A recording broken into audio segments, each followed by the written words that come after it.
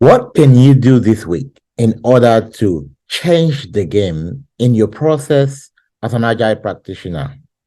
Happy Monday to all my agile practitioner. This week, I want you to shift things around. We want to look at how you can stop doing the regular and start achieving your goal. It might be in the process of you having that job as a scrum master, as an agile coach. It might be kind of just getting more better at work. There are certain things which you must do in order to improve yourself daily.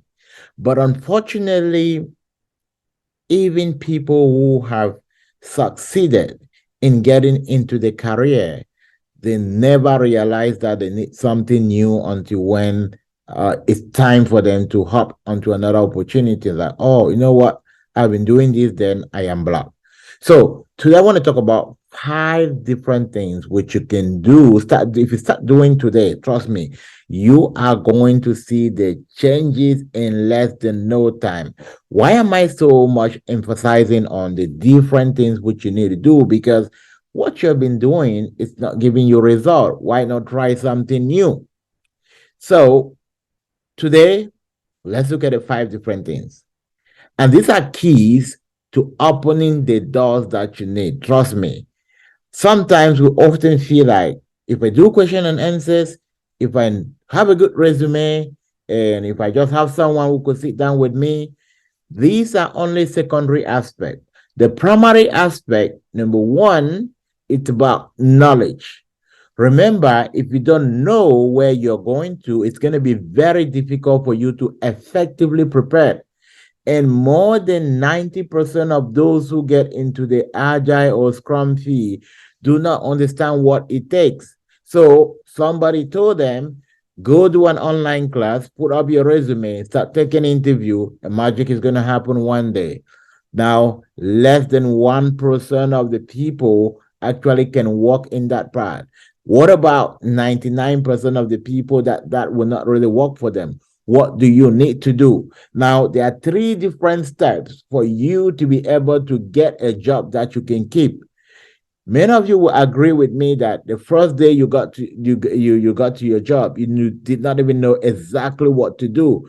And maybe you were lucky to get in a team where they were so supportive and they help you figure your way around.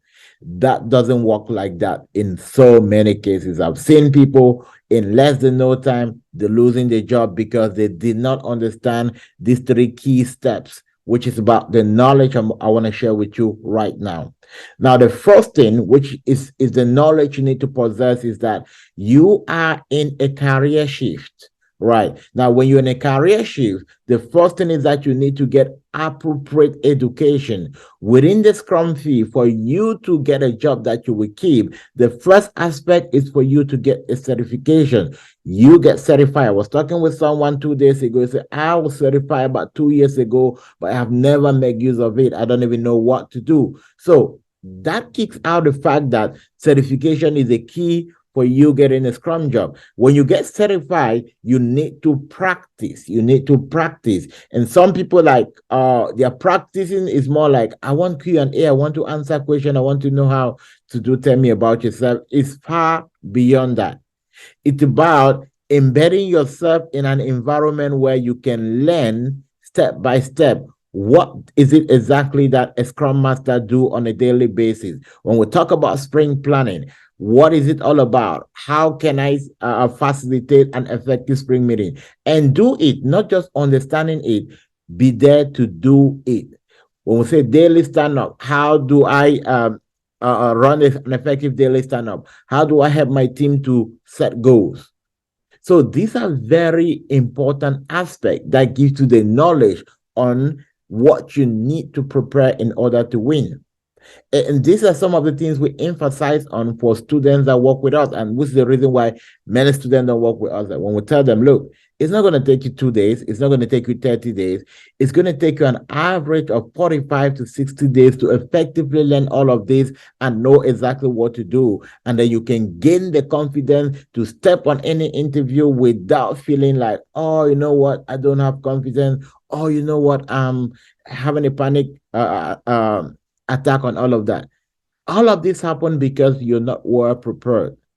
So we create an environment where you can effectively do this. And this is why our coaching is only open to people who want to dare beyond the line, who want to invest in themselves, who want to create value.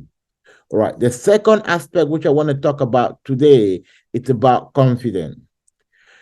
Your ability to be confident in what you're doing, it's about how much you know.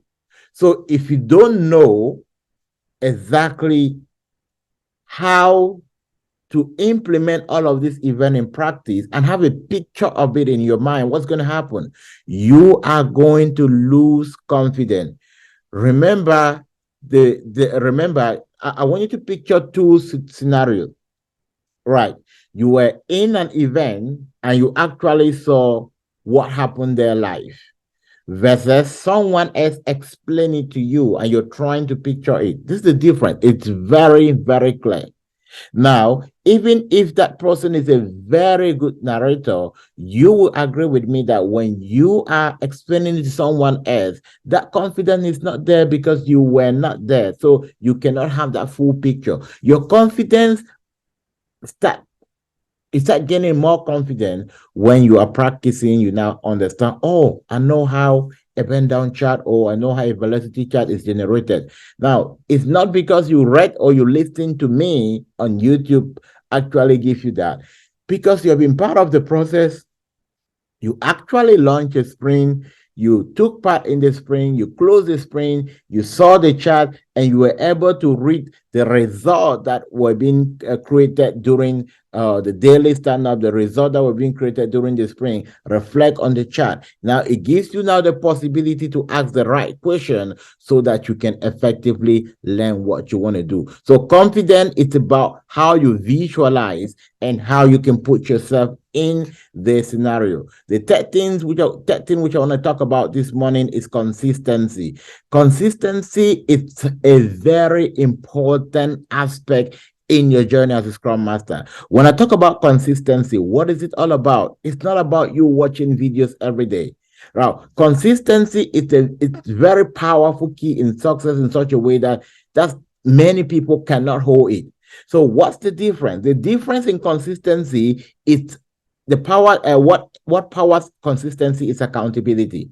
When you're able to situate yourself in the middle of other people who are doing it, when you're able to situate yourself in the middle of people who can say, oh, we're having a meeting today, we are meeting today to practice this, we are meeting today to go through this. Now, that consistency comes as a result of, number one, your knowledge. Number two, your knowledge be your confidence. And then when you are confident, what happened? You engage consistency to back it up. Number four, which I want to talk about today, I want to talk about ownership. Ownership is very important. This is where a lot of people lose it. That, oh, my Scrum teacher promised to do this, they did not do this, that's why I gave up. Oh, I was expecting XYZ and this person did not do this and they ghosted me, and that's why I kind of went up. I gave up. Now, ownership, it's about you. You are the one who need it. It's not whatsoever Scrum teacher somebody met online. It doesn't matter what they promise you. If you know that this is my process, right? If you own something, let's say you own a car, what happened if that car get bad? You bought that car today, it was non-refundable, there was no guarantee, you went back home, the next day that car wasn't starting. What happened? You are going to look for an alternative because you own it. But if you actually rented it, which means some people are living their life as if they are renting it, you just take it back. Oh, come and get this stuff away. I don't need it. So we constantly put down excuses that take away the value that we can create.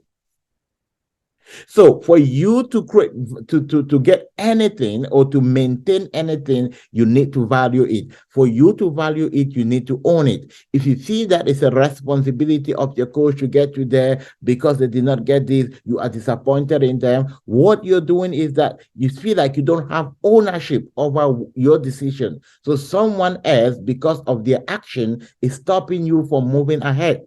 And because of that, you feel like, oh, everybody's the same. All of these people are the same. It doesn't happen that way. So it's about a shift in mentality. It's your process. If this doesn't work, something else is going to work. Until you start taking that step by step ownership, you are going to see yourself in a very, very big mess all the time. And you end up looking at getting in a circle where after a year, like, you know what, I started this 1 year. I think I need to go back to it because you were not ready to own the process and create value that lead to result. And number 5, which I want to talk about today, is your goals. Do you set goal? We are on a Monday. What's your goal? What are you going to do this week? How many applications are you going to put out? What new things are you going to learn? What is top on your priority? What is important for you now? Many people do not have that. So if you focus on these 5 values, go through them. Don't just listen to them. Many of you are going to listen to this and you forget about it the next time.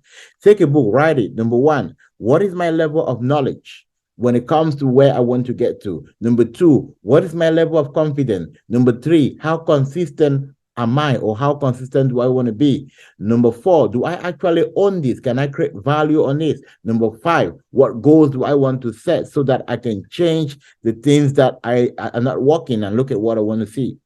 If you can do all of these 5, trust me, in less than no time, you're going to be there. And these are some of the benefits for those who are part of our community. For those who want to, in the job market, it seems like it's not working. Trust me, take that move today, get into our community. You are going to see the difference. We don't only teach you Scrum, we don't only teach you how to pass your Scrum, we teach you how to be able to build a sustainable career, which is the most important thing. For those who want to be Safe Scrum Master certified, this weekend we are running a Safe Scrum Master training, one of the best you can think about, right? With one of the finest instructors. Trust me, if you get into that session, you are definitely going to love it. All right. Do have a great week, and I'll see you in my next video.